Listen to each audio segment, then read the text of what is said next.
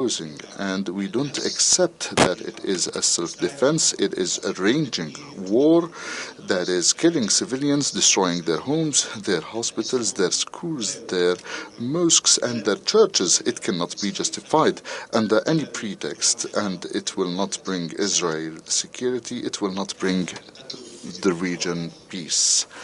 The killing must stop, and also Israel immune from committing war crimes must stop. And please allow me now to switch to English and speak English. All that has been done to bring about just peace to the region. With every missile unleashed on Gaza, with every killing of a Palestinian child, and Israel has killed in this war more children than all global conflicts did since 2019. The whole region is sinking in a sea of hatred that will define generations to come. That is already starting to manifest itself in expressions and acts of hatred in the region, and to be honest, in the deplorable acts and expressions of Islamophobia and anti-Semitism. And that's something that we all stand against unequivocally, on principle, and in accordance with our human values. This is not a religious war. It's not a war between Muslims and Jews. This is defined in its context, and all our values, Muslim, Christian, Jewish, all other human values dictate that we work for peace and we stand for peace matters, and we do not allow for the very dangerous dehumanization that we see. Rage cannot and should not be allowed to destroy the lives of millions of people. We understand there is pain. Nobody in their right mind will belittle the pain that was felt by Israelis on October 7th, and that's being felt by Palestinians. All of us. It doesn't matter who we are, Arab, Muslims, Christian, Jews, human being. That pain cannot be belittled, but again, we cannot allow rage to determine where we go forward. We condemn the killing of all civilians. We condemn the killing of Palestinian civilians. We condemn the killing of Israeli civilians on October 7th and before and after, regardless of nationality, as I said. We're extremely worried on this situation on the West Bank. Again, killing and violation of international law cannot continue there. Settlers should not be allowed to rampage Palestinian communities and kill innocents in the West Bank. Israeli soldiers who brought despicable humiliation to Palestinians after illegally detaining them should be held accountable. Palestinians and Israelis deserve to live in peace, with dignity, with security, and freedom from occupation and freedom from fear. Only a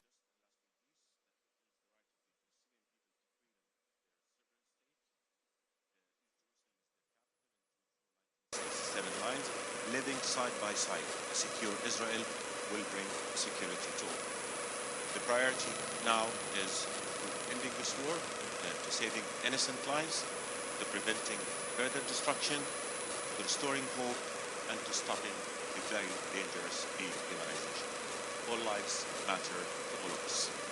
And Mr. Secretary, dear Tony, the U.S. has a leading role to play in these efforts. And on it, and all of us hold the very heavy responsibility of ending this catastrophe, achieving the just peace that is the right of every Palestinian, every Israeli mother, child, father, and that will ensure that none of them or any other in the region will ever have to live the horrors that this vicious cycle of violence and war is bringing. We will continue to work with you and with all our partners to fulfill this responsibility, to make sure that our common human values prevail, international law prevails, and peace for all prevails. Thank you so much. I now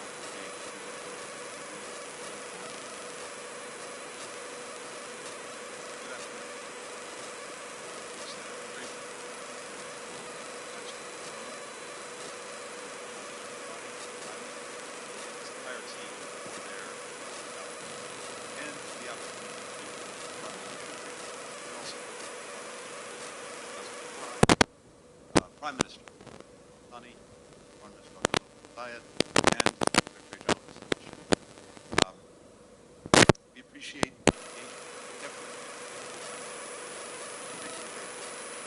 Jordan and Egypt, partner along with their dedication to a more stable, to a more peaceful Middle East. We come together here today sharing the same fundamental objective. End this conflict in a way that ensures lasting peace and security in the region. We may have different views and positions, but certain necessary steps to that end. But today we reaffirm our individual commitments to continue to work toward that end and share. Throughout this conflict, countries across the Middle East and beyond have played an essential role in preventing its spread.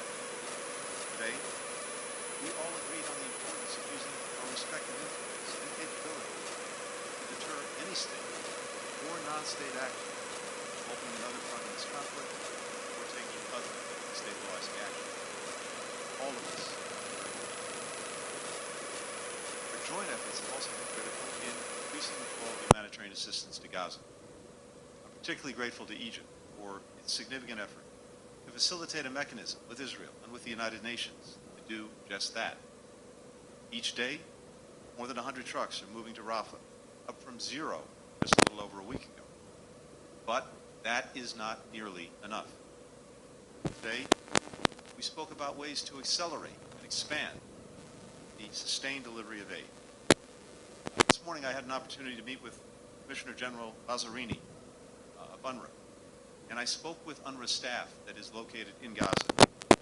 I heard firsthand about the extraordinary life-saving work that they're doing in Gaza in the face of extremely difficult conditions, and how we can expedite efforts to get assistance to them so that they can get it to the Palestinian people. We're also working to continue the progress we've made in getting our citizens, other foreign nationals, critically wounded people out of Gaza. But even as we welcome their safe exit, we remain resolutely committed and focused on securing the release of hostages held by Hamas. I had the opportunity to discuss this, the status of our ongoing efforts with Prime Minister Antony this morning. We all spoke today about the clear need to protect Palestinian civilians. The United States supports Israel's right to defense against Hamas, a terrorist organization that attacked it brutally and that cares not a whit about the Palestinian people or their future. This is the same right that each of our countries has. But as Israel conducts its campaign, how it does it matters. Israel must take every possible measure to prevent civilian casualties. In my meetings with Israeli officials yesterday, I conveyed additional steps that they can and should take to do just that. Protecting civilians will help prevent Hamas from further exploiting the situation. But most important, it's simply the right and moral thing to do. When I see a Palestinian boy or girl pulled from the wreckage of a building, it hits me in the gut, just as it hits everyone in the gut. And I see my own children in their faces. And as human beings, how can any of us not feel the same way? This morning I heard from the UNRWA staff in Gaza, many of whom are displaced themselves, about the immense human toll that this conflict has taken. For UNRWA itself, they've lost 77 of their colleagues who are there simply trying to provide people with their basic needs. Trauma being under constant bombardment and in constant danger. The inability to assure their own children that nothing will happen to them. What we have to do, more than anything else, all of us, everyone concerned, is to prevent the dehumanization of each other. If we don't do that, then we do exactly Hamas's work for it. So we have to look out for each other. We have to look out for every innocent life. Now, the United States believes that all of these efforts will be facilitated by humanitarian pauses.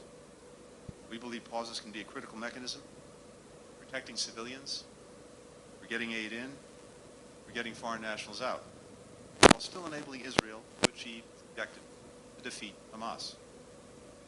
Yesterday I spoke in depth with Israeli leaders about how, when, where such arrangements can be implemented, and what needs to be done to make it possible. Today, we will partly discuss many of the same questions. We're all deeply concerned about escalating extremist violence against Palestinian civilians in the West Bank. This has been a serious problem that has only worsened since the conflict. I updated ministers today on my discussion with the Israeli government yesterday, where I underscored that incitement of extremist violence must be stopped, and perpetrators must be held accountable. As we work together to address each of these immediate challenges, we also have to concurrently work to build and secure lasting peace. For that to happen, we have to create the conditions to ensure that we do not find ourselves in the same place just weeks or months from now. We had substantial discussions today about our shared interest in creating the foundation for durable security for enduring peace. The United States continues to believe that the sole viable path is a two-state solution, with Israelis and Palestinians each exercising their legitimate right to live in a state of their own, with equal measures of security, freedom, opportunity, and dignity. We discussed some of the meaningful and practical steps that we might take to help advance that process and get us there. The United States and our partners will have different views on how best to advance with the steps. But we all recognize that we cannot go back to the status quo. We all understand that we not only have an interest, but a responsibility to do everything we can to chart a better path forward together. Now, none of us are under the illusion that this will be easy, particularly partners of region, Jordan, who have for decades worked to facilitate a real peace. But it's precisely now the stakes are highest, even when the outlook is in the darkness, have to intensify in order to make this work.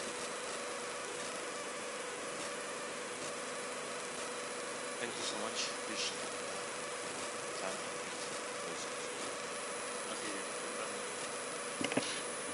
My brother Ayman, my friend Tony, ladies and gentlemen, I would like to thank His Excellency Mr. Ayman Safadi, the Minister of Foreign Affairs and External Affairs.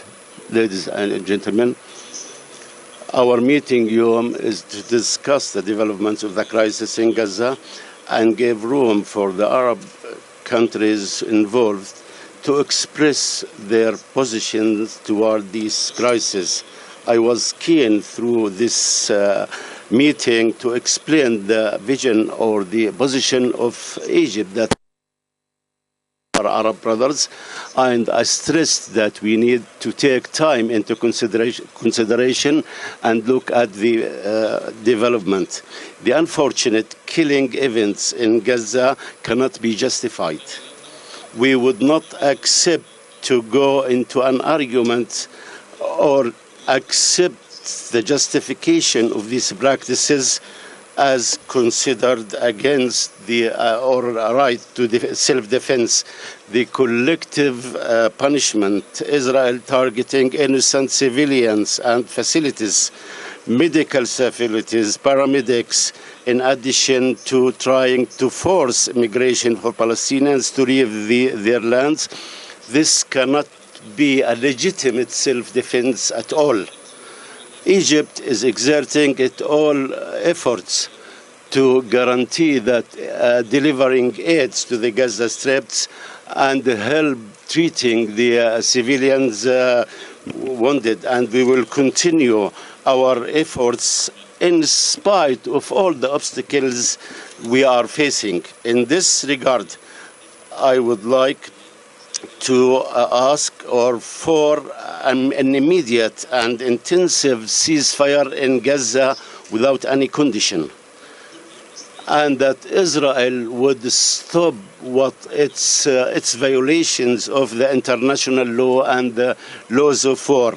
And we need to double our work to deliver humanitarian aid as soon as possible, with quantities that would meet the needs of the Palestinians, and with open space to talk later on how to come out of this crisis before it gets broader and the conflict would inflict all the peoples of the region and go through a dark tunnel. I also reiterated that we should not deal with this crisis of international peace and security in a double standard way. While some are condemning targeting civilians and describing this as a gross violations of humanitarian law, and to adhere to the demands of ceasefire, while we find that they are opposed the same principles for the same people when things are related to the Palestinian cause, as if the Arab blood is lesser than the bloods of other people, although that the numbers of people who were killed from civilians in Gaza over the last few weeks, including working in relief and journalists, cannot be justified anyway. And in this regard, we are still asking for an immediate ceasefire, and that Israel would stop hindering the delivery of humanitarian aid. And we also demand an international investigation for these violations of the international law in this war. And finally, what we are witnessing of an escalation and a human tragedy and suffering of civilians as a result of not addressing the deep root of the problem and to address the rights of the Palestinian rights. I reject any attempts to liquidate like the Palestinian cause, and I ask that we need to work as soon as possible to revive the peace process based on the two-state solution and end the Israeli occupation and establish a Palestinian state based on the lines of the 4th of July 19th, and its capital is Jerusalem. شكرا سامح. أنا متأكد أننا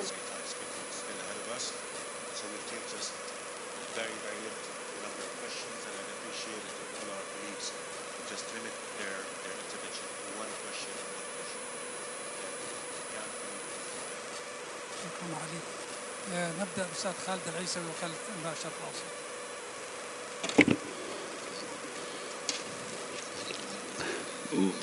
My question to Mr. Sameh Shoukry, perhaps today's meeting was at a very important time and attended by the ministries of foreign affairs of important countries that are very influenced in the Palestinian cause. Do you feel that the American administration is able to stop the aggressions against civilians in the Gaza Strip, or did the American side during this meeting has offered any roadmap or any map to resume the peace process or to push or end the current crisis? Thank you. Thank you very much. I think it's inappropriate for me to talk about the U.S. position in the presence of the U.S. Secretary of State.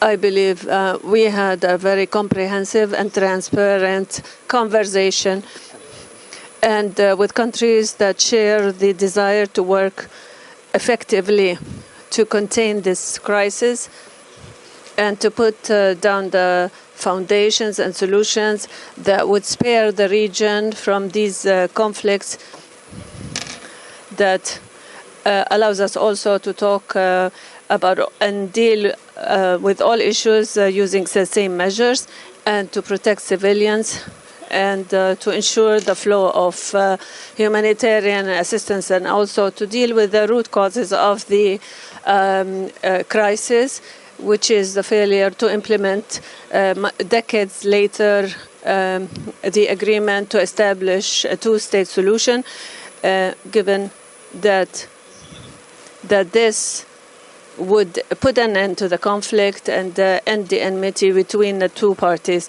and would mitigate all the threats related to that. We always look forward to work closely with the U.S. We have a strategic relationship with the U.S., and we appreciate the capabilities available to the U.S. There was interest, and very clear interest, that we reached, and we will work in the future to translate these ideas and visions into a reality on the ground to contain this severe crisis and humanitarian crisis. All efforts should come together and to work positively and end this conflict, not just even end this crisis, but also the root causes of the conflict.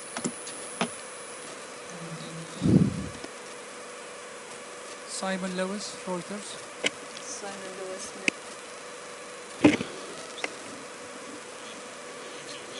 Question, but I appreciate an answer from all of you if possible. To the Egyptian and Jordanian minister specifically, are you engaging in talks about the future of Gaza without Hamas, and what role you can play in that future? And Secretary Blinken, how do you respond to the calls from your allies here for a ceasefire?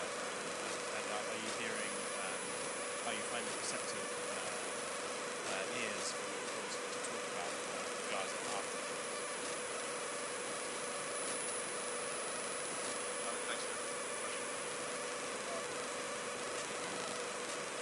It's our view that the ceasefire now, Safadi, Hamas in place, they will regroup and repeat what it did on October 7th. You don't have to take my word for it. Just 2 days ago, senior Hamas officials said that it was their intent to do October 7th again and again and again. No nation, none of us, except no one would find it.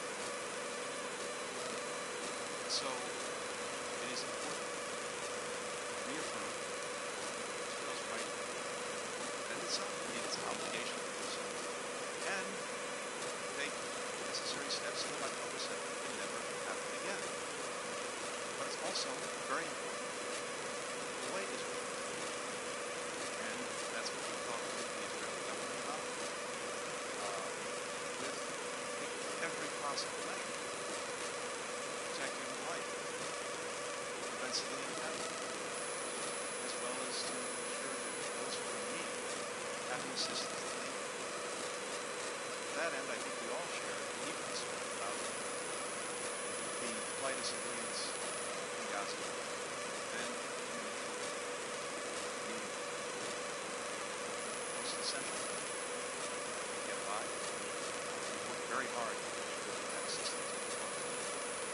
But it's also one of the reasons why humanitarian law is so important. To make sure that we maximize the assistance we get to Palestinians, that we make sure that people move about safely, they get to places where they're safe, and that, again, make sure that not only is safe, but those who are responsible for getting the right structures and people to make sure that they can benefit from it. So we're focused on this, and we'll continue to work with you together with our partners to make sure that that assistance. Thank you. Well, as relates to the issue of ceasefire, it is our position that the ceasefire is possible in a very possible this conflict. We believe that healing of the various components of this crisis should be done well in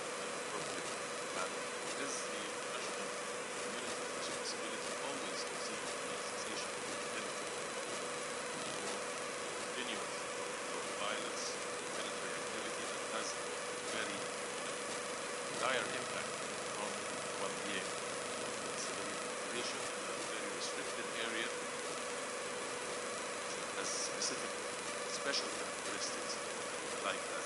As for the issue of the future of Gaza, I believe that this is premature at this time. We have to concentrate on the something at hand, holding the cessation of hostilities, addressing the humanitarian needs of the people of Gaza, addressing the issues of displacement, provision of safety for the civilians, and addressing the overall context of the conflict. I believe that at this stage, those are the issues that we need to concentrate on. Thank you, sir. We're focused right now on stopping this war, stopping the destruction that's causing, stopping the killing that it's causing. What happens next? How can we even entertain what will happen in Gaza when we do not know what's going on in Gaza when we left this response? Are we going to be talking about a wasteland? Are we going to be talking about a whole population reduced to refugees? Simply, we do not have all the variables to even start thinking about it. I think we need to focus now on stopping this war, so at least we have we start even to begin to imagine the kind of miserable reality that will exist there. And after that, let me just be very, very clear. Gaza alone is just not about it. We've been through security treatment of the conflict before. Where did it lead us? The only way going forward to achieve what we all want, which is a just and lasting peace that will protect the rights of all, is to look at the comprehensive conflict, look about bringing the two-state solution back and realize it as soon as possible, convincing the Palestinians that they have a future, and again, creating conditions different from the miserable conditions of despair and anger and hatred and occupation in which this vicious cycle of violence. So I think we need to get our priorities straight. Right now we have to make sure the war stops. Right now we have to make sure that we bring in sufficient, enough food and water and medicine and fuel to Gazans, because with every minute of delay, a child or a woman or an elderly is dying because they don't have access to these basic services. So after that, again, we have to look at the comprehensive picture. We have to make sure that we do not contribute to creating the same conditions in which this violence erupted. And I think we are all committed to working together on that. As we always say, the United States is leading the role. We need that role. Most of us will have to do our part as well. Everybody will have to do their part again to make sure that we bring security and peace to the Palestinians and the Palestinians. شكرا. إياد تلفزيون المملكة.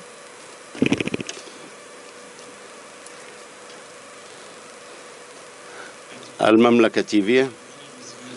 Your Excellency, Mr. Blinken, why doesn't Washington exert pressure on Tel Aviv to cease the war and stop it and allow for delivery of humanitarian aid after all what happened?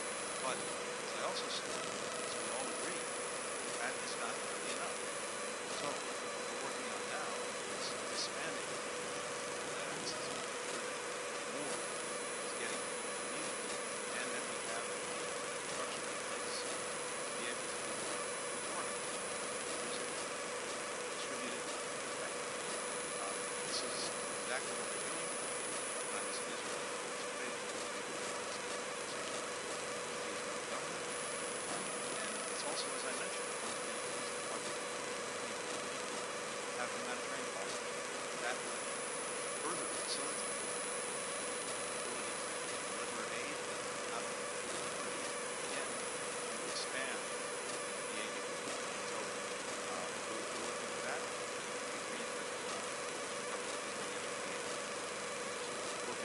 that might happen, there are probably questions that have to be answered about how to make that work.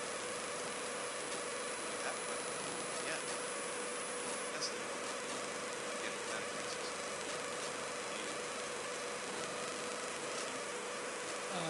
تامر الصمادي قناة الجزيرة. Tamr Smadi from Al Jazeera channel. Tamr Smadi, Al Jazeera. My question to Mr. Blinken. After around 1 month of the Israeli war on Gaza, what are the results that Israel has achieved except killing around 10,000 civilians, most of them children and women?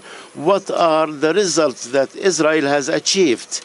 And what is the number of victims exactly of civilians that would make the United States to stop and think and look at this open massacre and to ask Israel decisively to stop this bloodshed in the Gaza Strip?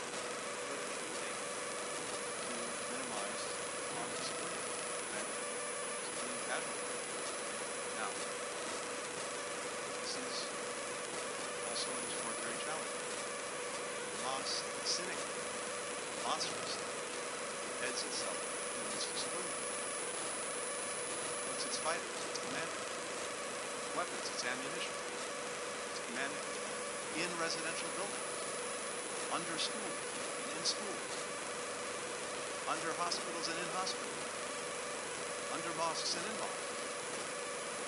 Monstrous. But, nonetheless, Israel has an obligation to abide by laws of war, humanitarian law, and to do everything possible to prevent civilian casualties. This is very much part of what we're saying to the Israeli government. What I said again yesterday.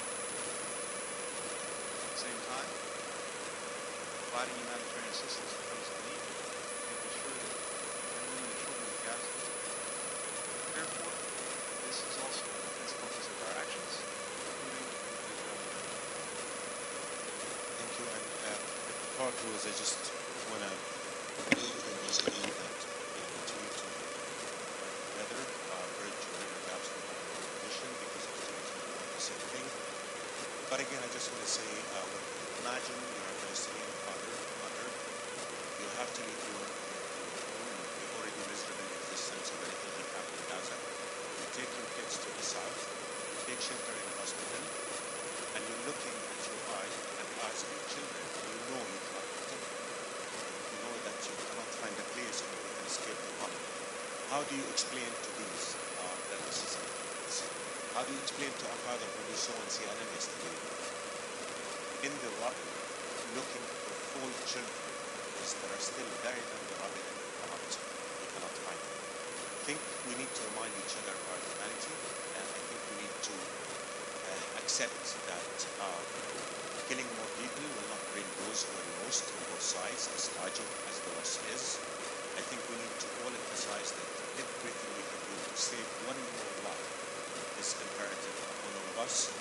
They want to go into characterization of what the international law says about that and the international law says about this.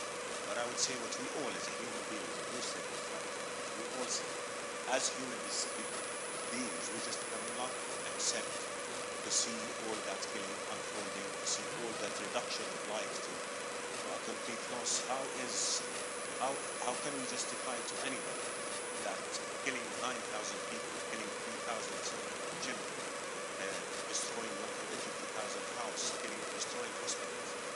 How can we justify that this was self-defense?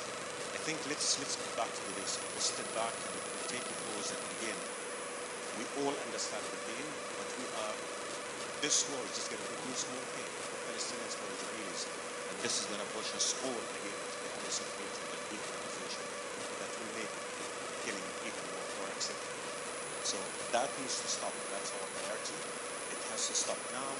It has to end, and we should all work for a future when a Palestinian child sees an Israeli child, they see in each other a future friend, not a future enemy.